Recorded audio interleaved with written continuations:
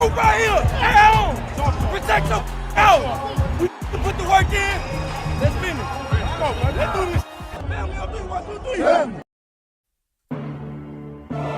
You see,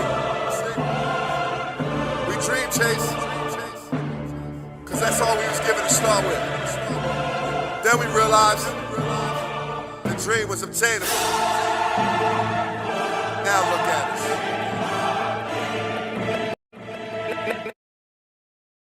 What's going on, Eagles Nation and TMTP family? Welcome back to another episode here on the Main Thing Podcast Presents. It's your bull, Mr. Owens. And after further review,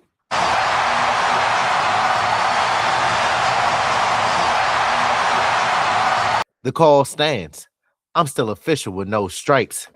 Ladies and gentlemen, boys and girls of all ages, again, welcome back to another episode here on the Main Thing Podcast Presents.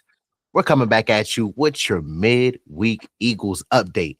Now, look, there's a lot going on in the city of Philadelphia and some tough news that just broke, but a few things that we need to watch as we head to the final stretch of the regular season. But before we get into all of that, I gotta talk to our supporters and family. To our loyal supporters, thank you, thank you, thank you. You know it's all love. The Main Thing Podcast Presents can't happen without the support from y'all. And to our new supporters, welcome to the community and our family. Let's continue to do our part for the community and our family. Please continue to like the videos. It does help with the visibility in the algorithm. Disrespect that comment section, share, and subscribe to the community and our content. And last but not least, don't forget to do this.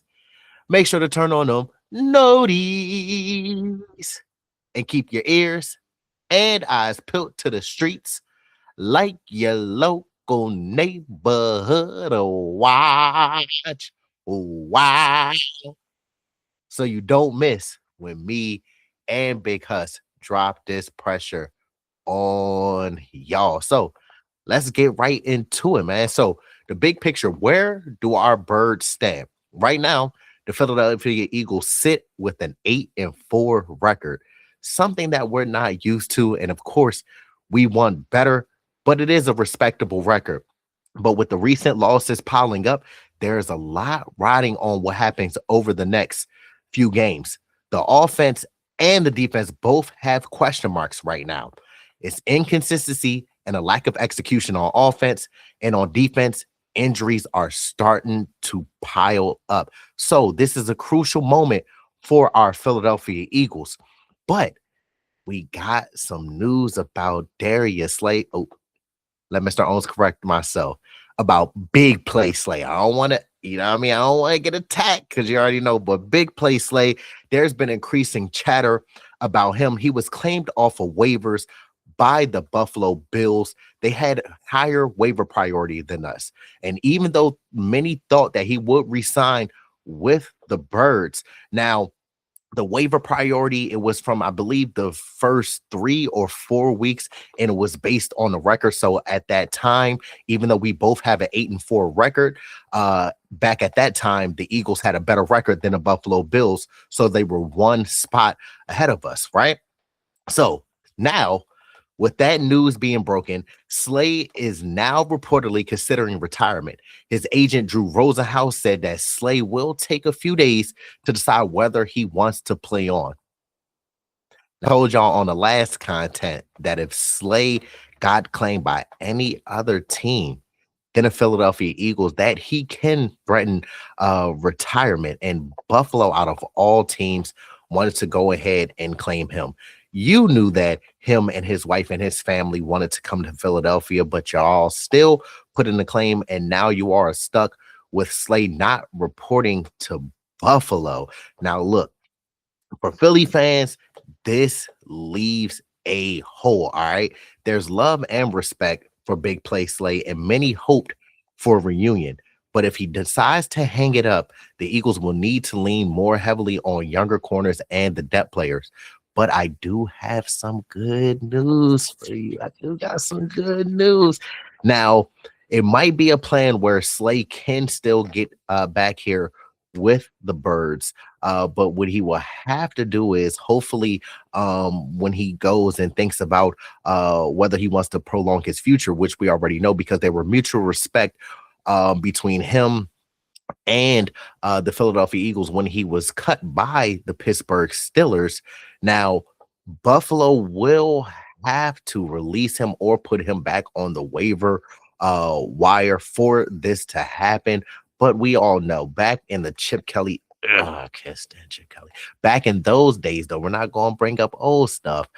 We did a solid with the Buffalo Bills and Brandon Beane, and Chip Kelly just gave LaShawn Shady McCoy away basically for peanuts. So now, since we did that for y'all just go ahead and do that for Big Play Slay, because this is truly where he wants to be and where he wants to end his career.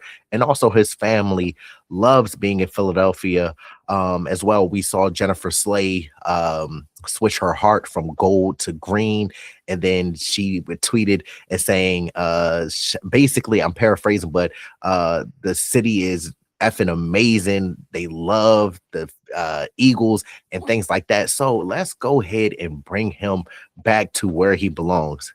Just come on home. Come on home, Big Play Slay. So now on to some coaching and play calling. Nick Sirianni and Kevin Patullo.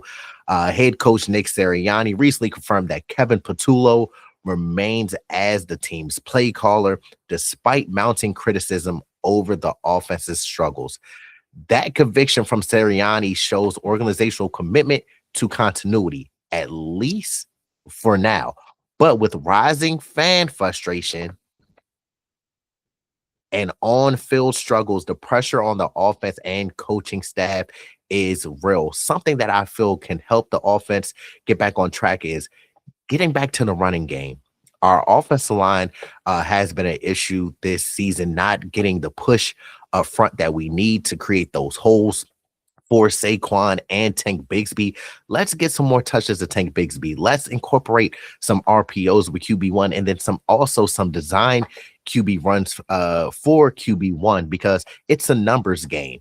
And with that being a numbers game, when you put stress on the defense, you got to keep the defense honest, because even on basic handoffs and things like that, that leaves that DN thinking about whether to chase down the running back or keep contained on QB1. So that's something that can start to get our ground game going, and then that will open up the passing game, and then we can get our offense back to the caliber that we know that they can play at.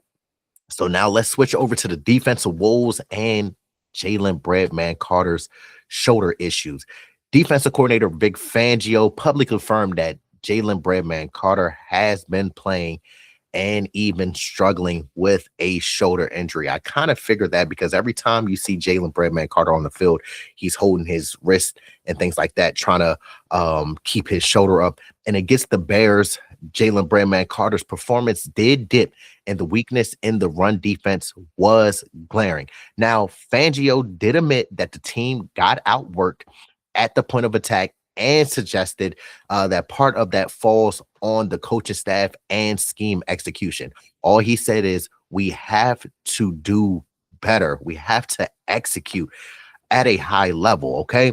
Now, the update with Jalen Breadman Carter's surgery and what it means with us here with the Philadelphia Eagles is, following the shoulder issues, it was announced that Carter underwent surgery on both shoulders earlier this week. The result will be Jalen Breadman Carter will miss the upcoming Monday night game versus the Los Angeles Chargers and is considered week to week. Now, we all know, I'm not going to sugarcoat it, this is a massive blow, not only to the defense, but the team as a whole. Carter is one of the defensive anchors. We all know that. In his absence, we got to look for rotation reps from players like Moro Jomo, Jordan Davis, Ty Robinson, Byron Young, and possibly some snaps from other young depth guys to step up and fill in with his absence. Now, the Eagles are clearly trying to be cautious with this situation, presumably hoping that Jalen Breadman Carter can return healthy in time for a playoff push. That's what matters most. We know that Jalen Breadman Carter is one of the cornerstones on the defense and for this team. And with the last few weeks remaining, I feel that our depth pieces can fill in his absence and maybe not play to the level that he plays at, but they will do a fine job while taking over his role. The major thing is Breadman getting healthy and getting to that playoff push, because we're definitely going to need him in the playoffs when we make it. Okay, so what are we going to watch for next, ladies and gentlemen, boys and girls of all ages? Can the offense rebound under Kevin Patullo's play calling, or will more pressure build on Sirianni and the offensive staff? Will we definitely be watching these games closely? Okay, with Breadman out and Slay's future uncertain, will the depth players step up on our team? Can call-ups and eternal adjustments hold down the line on defense? Now, I just named the interior line, but it takes a village. So the whole defensive line and the defense has to step up in Breadman's absence. If Breadman does come back healthy, that can be a major boost for the D-line late in the season, all right? But for now, the team needs consistency and discipline both ways on offense and defense. And finally, will Big Play Slay recommit, retire, or surprise us all? We know that Howie can cook up some magic, so it's just a wait and see game at this point. But that answer could shape the secondary landscape for the rest of the season. But family, this is where things stand as of midweek. We got the tough news with Breadman Carter's injury, uncertainty with Big Play Slay, and real questions about whether the offense and defense can rally down the stretch. They got to deal with this adversity and come out strong, okay? We've been through this before, so it's nothing new to us. We're a battle-tested team, so I expect nothing but great results from the Philadelphia Eagles. But it's always Philadelphia Eagle talk over here. It's always fight, heart, and the belief in knowing that our Philadelphia Eagles will take care of business. We got to keep that main thing energy, all right? Stay locked in and keep supporting. But thank you all for continuing to ride with us. And I hope that you all are having a blessed week and have some fun plans for this weekend as we gear up and get ready for that Monday night game versus the Los Angeles Chargers. Now, Big Hus will come out with the end of the week video tomorrow, so please be on the lookout for that. But now I hope that you all are enjoying this content. I hope that you all continue to support us. But thank you to our loyal supporters. Y'all know it's all love. The Main Thing Podcast Presents can't happen without the support from y'all. And to our new supporters, welcome to the community and our family. Let's continue to do our part for the community and our family. Please continue to like the videos. It does help with the visibility in the algorithm. Disrespect that comment section, share, and subscribe to the community and our content. And last but not least, don't forget to do it. Make sure to turn on that notification bell, also known as that Liberty Bell looking thingy, so you don't miss when Swoop comes out with the Eagles news and updates. But in case y'all forgot who I am, I go by Mr. Owns, and this is the Main Thing Podcast Presents, where we keep the main thing the main thing. Until we reconvene next time, y'all know it's always love. It was I was gonna make a lot of money doing what I wanted to do. I went after it, and it was a struggle to achieve it. But you know what? I caught that bitch. Dream chasers.